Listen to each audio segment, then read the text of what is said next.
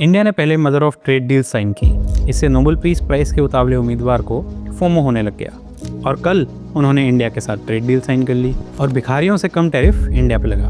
भिखारी पाकिस्तान। एक्सपर्ट बोल रहे थे कि मोदी झुक गया, मोदी ने सरेंडर कर दिया। ये ट्रेड डील उनके लिए करारा तमाचा है। इस पूरी कहानी की शुरुआत होती है रशिया से। यूक्रेन वॉर के बाद जब पूरी दुनिया ने रशिया से दूरी बनानी शुरू की, तब भारत पर भी लगातार दबाव बनाया गया कि वह मॉल स्टैंड ले और रशिया ऑयल से दूर रहे। लेकिन भारत ने उस दबाव में आकर कोई इमोशनल रिएक्शन नहीं दिया, बल्कि बहुत शांति से ये देखा कि ग्राउंड रियलिटी क्या है, मार्केट डायनेमिक्स क्या कहती है और नेशनल इंटरेस्ट कहाँ खड़ा है।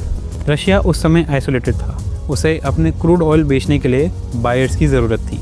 वहीं इंडिया को एनर्जी सिक्योरिटी चाहिए थी, अफोर्डेबल प्राइसेस पे लॉन्ग टर्म स्टेबिलिटी के साथ। और यहीं पर दोनों के इंटरेस्ट नेचुरली अलाइन हो गए, बिना किसी आइडियोलॉजिकल ड्रामा के, बिना किसी अननेसेसरी सरमन के।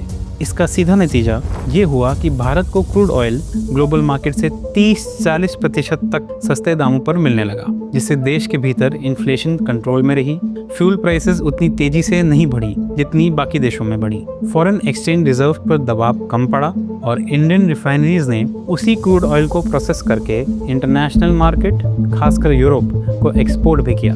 यानी सिचुएशन ऐसी बन गई कि जो देश भी भारत को एथिक्स और मोरालिटी का लेक्चर दे रहे थे, वही देश क्वाइटली इंडिया से रिफाइंड फ्यूल खरीदकर अपनी ज़रूरतें पूरी कर रहे थे। और इस पूरे प्रोसेस में भारत ने किसी को प्रोवोक नहीं किया, ना किसी को प्लीज करने की कोशिश की, बल्कि बस अपना फायदा देखा।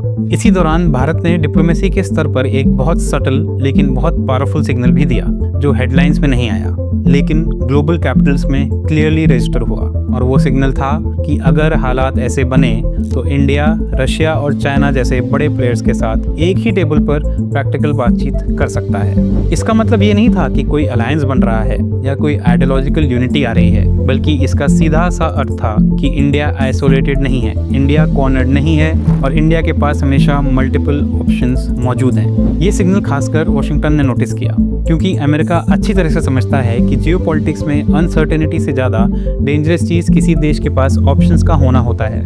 यहाँ ये समझना ज़रूरी है कि डोनाल्ड ट्रंप को पॉलिटिक्स से पहले बिजनेस की लैंग्वेज समझ आती है और बिजनेस में लेवरेज वही प्लेयर रखता है जिसके पास ऑल्टरनेटिव्स हों, डिपेंडेंसी ना हो और मार्केट पावर हो। इंडिया उस वक्त एग्जैक्टली उसी पोजीशन में था, क्योंकि 1.4 बिलियन की population, rapidly growing economy, China का नेचुरल काउंटर बैलेंस और इंडो पैसिफिक रीजन में सेंट्रल रोल, ये सब फैक्टर्स मिलकर इंडिया को ऐसा पार्टनर बना चुके थे जिससे अमेरिका इग्नोर नहीं कर सकता था, चाहे व्हाइट हाउस में कोई भी बैठा हो। अब इसी सब कॉन्टेक्स्ट में नरेंद्र मोदी की फॉरेन पॉलिसी अप्रोच सामने आती है, जो इमोशंस या पब्लिक ऑप्टिक्स पर नहीं बल्कि हार्ड नेशनल इंटरेस्ट पर आधारित है। और यही वजह है कि ट्रेड नेगोशिएशंस में इंडिया ने कभी डेस्परेशन नहीं दिखाई और ना ही किसी तरह का प्रेशर एक्सेप्ट किया।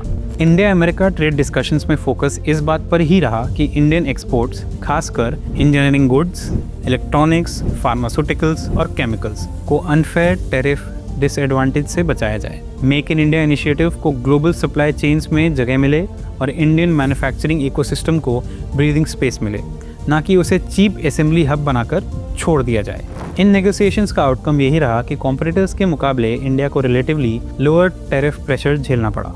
अमेरिकन कंपनीज को इंडिया में इन्वेस्ट करने का रास्ता मिला, लेकिन बिना इस शर्त के कि इंडिया अपनी स्ट्रैटेजिक ऑटोनॉमी या पॉलिसी फ्रीडम को सैक्रिफाइस करे। अमेरिका को एक रिलायबल, स्टेबल और डेमोक्रेटिक पार्टनर मिला, जबकि इंडिया को मार्केट एक्सेस, टेक्नोलॉजी एक्सपोजर और स्ट्रैटेजिक लेवरेज, और ये सब किसी एक तरफ झुककर नहीं बल्कि इक्वल फुटिंग पर। जब ऐसा लगने लगा कि जियोपॉलिटिक्स चेसबोर्ड पर अब सारी चालें चल दी गई हैं, तभी इंडिया ने क्वाइटली एक और मूव खेला, जो था वेनेजुएला के साथ एनर्जी ऑप्शंस को रीओपन करना। और ये मूव सिर्फ तेल तक नहीं सीमित था, बल्कि ये एक ब्रॉडर मैसेज था। वो मैसेज ये था कि एनर्जी सिक्योरिटी के मामले में इंडिया किसी एक सोर्स, किसी एक ब्लॉक या किसी एक आइडियोलॉजी पर डिपेंडेंट नहीं है। और अगर ग्लोबल परिस्थितियाँ बदलती हैं तो इंडिया के पास हमेशा मल्टीपल डोर्स खुले रहते हैं। यही रियल स्ट्रैटेजिक ऑटोनॉमी होती है, जहाँ आप स्लोगन्स नहीं देते बल्कि स्लाइटली सिस्टम्स बनाते हैं। इसलिए जब लोग कहते हैं क्या सच में मोदी ने ट्रंप को आउटप्ले कर दिया, जी हाँ, मोदी ने सच में ट्रंप को आउटप्ले कर दिया। क्योंकि जो मैंने आपको इस वीडियो में समझाया, ये आज से नहीं, ये बहुत दिनों से चलता आ रहा है और मोदी किसी के भी प्रेशर में नहीं आए। Mother of all deals headlines के लिए तो ठीक है, लेकिन जो इंडिया ने अचीव किया है वो इससे कहीं बड़ा और कहीं गहरा है, क्योंकि इंडिया ने ना ईस्ट चुना ना वेस्ट चुना, बल्कि हर सिचुएशन में सिर्फ एक चीज़ ही चुनी, नेशनल इंटरेस्ट।